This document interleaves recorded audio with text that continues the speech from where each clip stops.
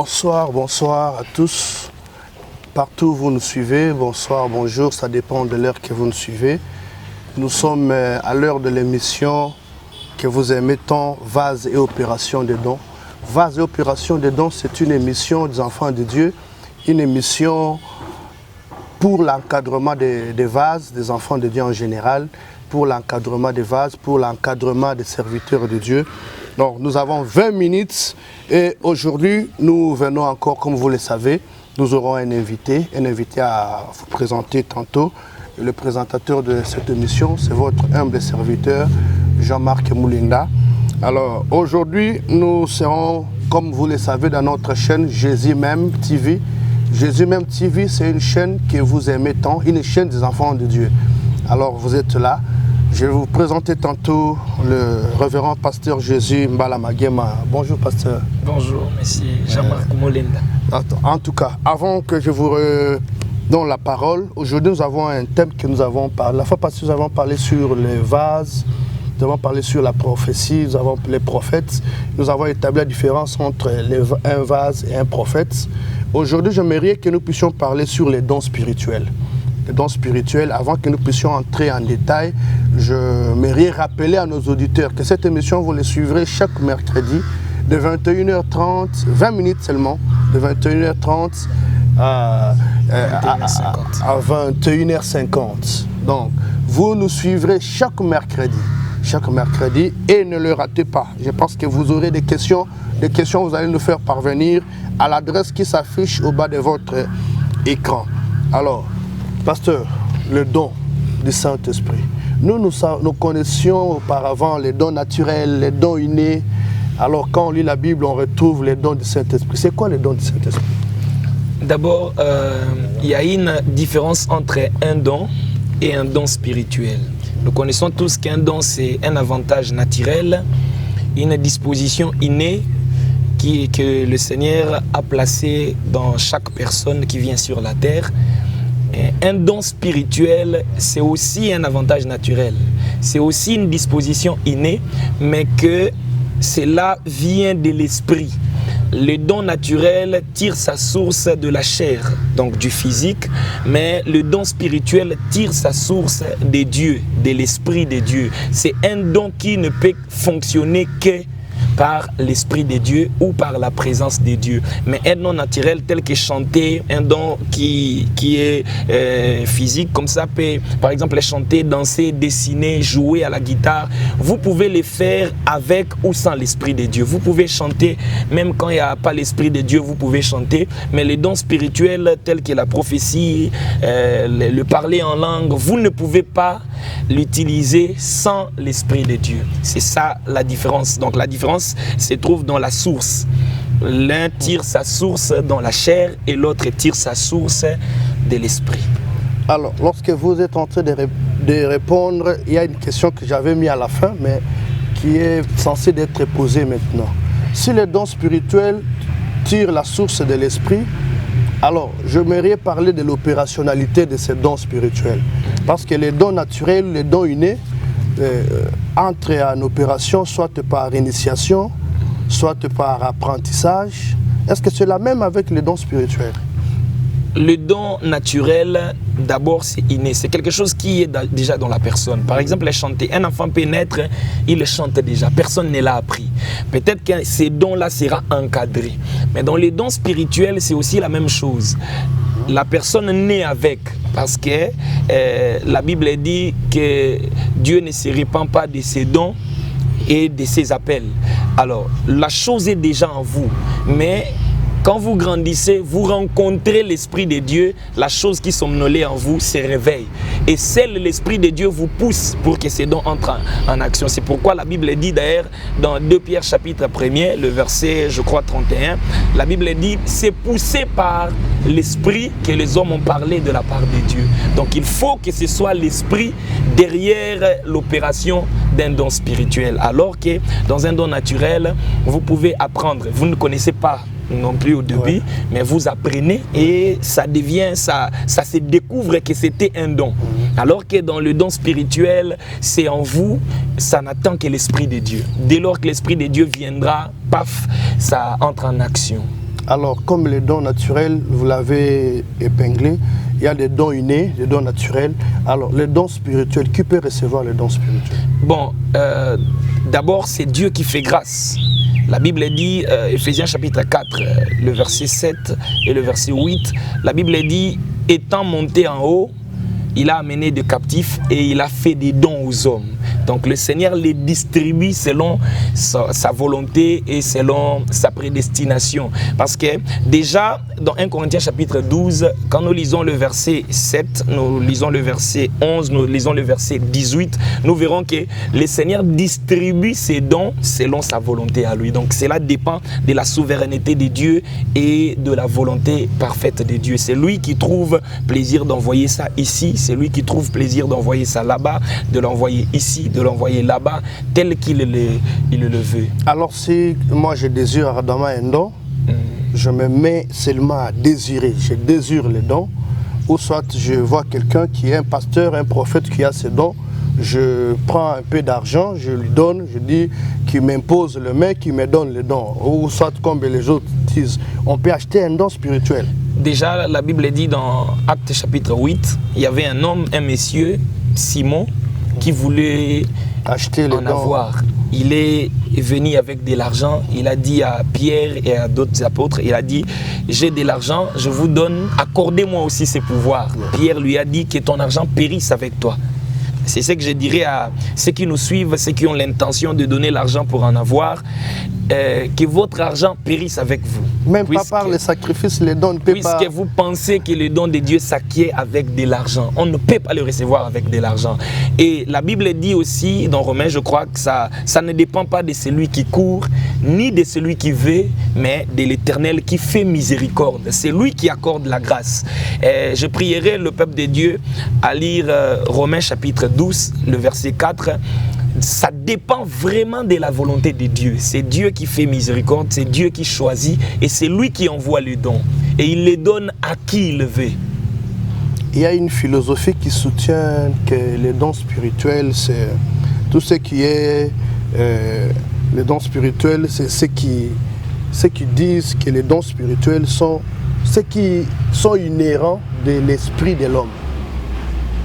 Donc, lorsque vous voulez, vous pouvez appliquer un don ou vous pouvez faire quelque chose par votre esprit. Mais maintenant, avec ce que vous venez de donner, c'est comme une contradiction avec Alors, on l'appelle don spirituel. Ouais. Comme nous venons de dire tout à l'heure, c'est poussé par l'Esprit de Dieu que les hommes ont parlé de la part du Seigneur. Donc, si moi j'ai les dons de parler la langue, je vais maintenant parler la langue, je peux me mettre à parler. Déjà là, je crois que par le don tous ces gens-là qui nous suivent, je pourrais leur dire tout droit, un don spirituel, le parler en langue par exemple, vous venez d'introduire quelque chose de très important. Nous le voyons dans des églises, nous le voyons presque partout, les gens qui parlent en langue et un modérateur qui dit, tout le monde, commençons à parler en langue, c'est vraiment faux. On ne peut pas pousser les gens à entrer dans quelque chose qui vient de Dieu. Parler en même temps, tout le monde. Tout le monde. L'Esprit de Dieu doit venir avant que la personne parle en langue parce que le parler en langue est aussi un don spirituel. Un don spirituel, c'est un don qui ne peut pas fonctionner s'il n'y a pas l'Esprit de Dieu. Donc, avant que ça fonctionne, obligatoirement, il faut qu'il y ait l'Esprit de Dieu. Je peux chanter même quand l'Esprit de Dieu n'est pas là.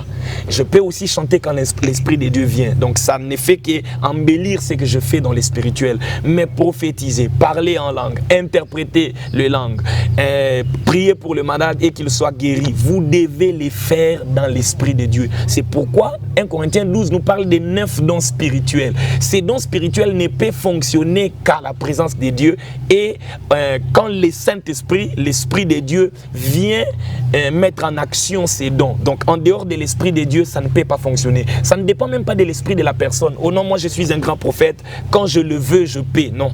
Quand ils veulent le faire en dehors de l'Esprit de Dieu, ça c'est du charnel. Il y a eu des gens qui ont fait ça. Il y avait un vieux prophète dans 1 Roi chapitre 13. Il y avait un vieux prophète qui est venu un jour. Il a prophétisé à un jeune prophète. Il lui a dit, moi aussi je suis prophète. Un ange m'a apparu. La Bible dit qu'il lui mentait. Donc comme l'Esprit de Dieu n'était pas là, il mentait au nom de Dieu.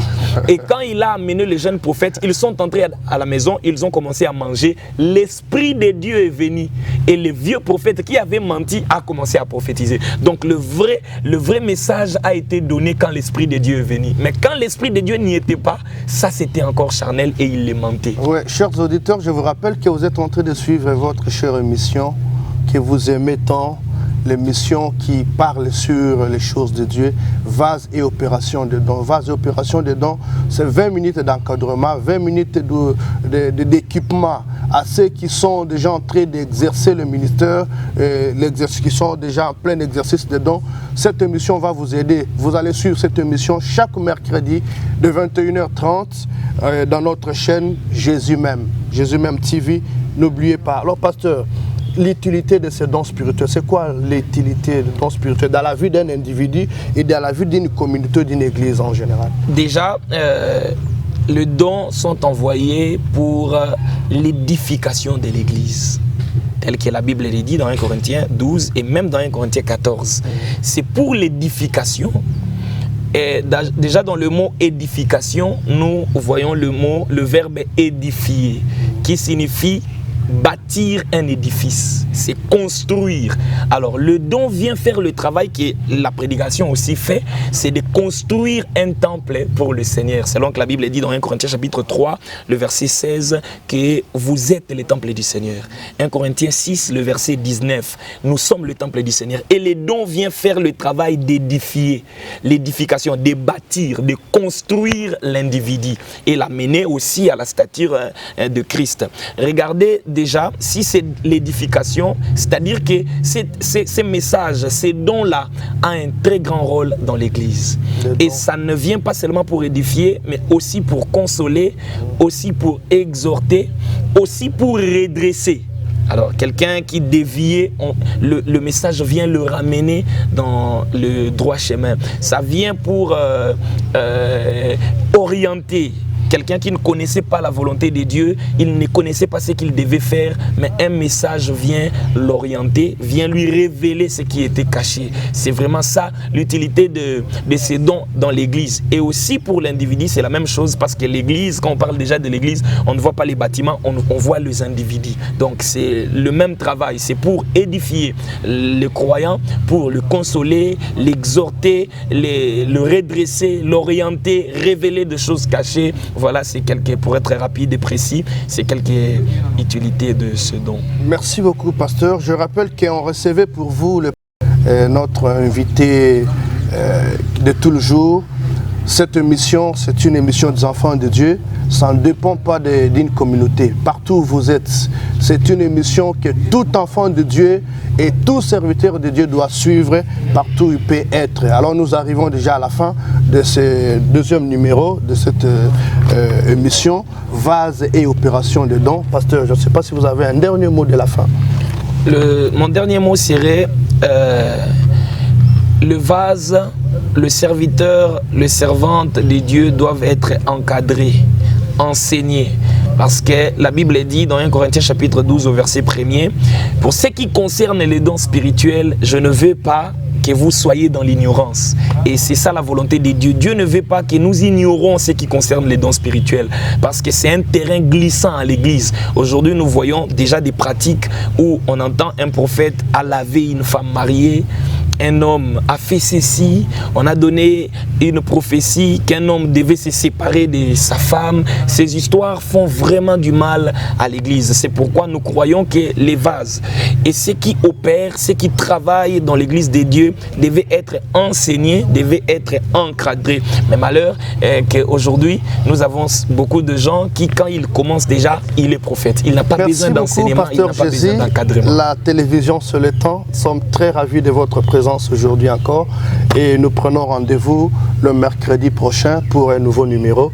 Alors, nous vous rappelons, vous pouvez donner vos coordonnées à ceux qui nous suivent, qui ont besoin de vous. Notre numéro c'est Le numéro WhatsApp, c'est plus 243 82 67 62 197. Notre église se trouve au niveau de l'intendance sur l'avenue Chaba, numéro 72, la Nouvelle Alliance Tabernacle, où je suis le pasteur responsable. Le quartier Livoulou, référence c'est l'arrêt intendance Inikine. Okay. Je suis le pasteur Jésus Mbala Magema. Pasteur Jésus, les noms là, Jésus, ça vient d'où? Je suis né avec. Dès lors que je suis venu au monde, ma mère a reçu la révélation, de m'appeler Jésus. Je viens déjà souligner que je suis né d'une famille païenne. Mon père et ma mère ne priaient pas, mais quand je suis né, la voix a parlé à ma mère de m'appeler Jésus. Le Seigneur lui avait dit que je devais servir le Seigneur quand je grandirai. Bizarrement, j'étais le plus mauvais de toute la famille, jusqu'à ce que la parole de Dieu se réalise. Là, c'est le pasteur Jésus Mbala Magema, notre invité de ce jour. Alors, vous trouverez, voyez, les numéros qui sont affichés au bas de votre écran. Ce sont nos numéros. Vous pouvez poser des questions possibles que vous avez. Et là, nous nous retrouvons à notre prochain numéro. Ciao et bonsoir chez vous. Merci, pasteur Jésus. Que Dieu vous bénisse. Amen. Merci beaucoup.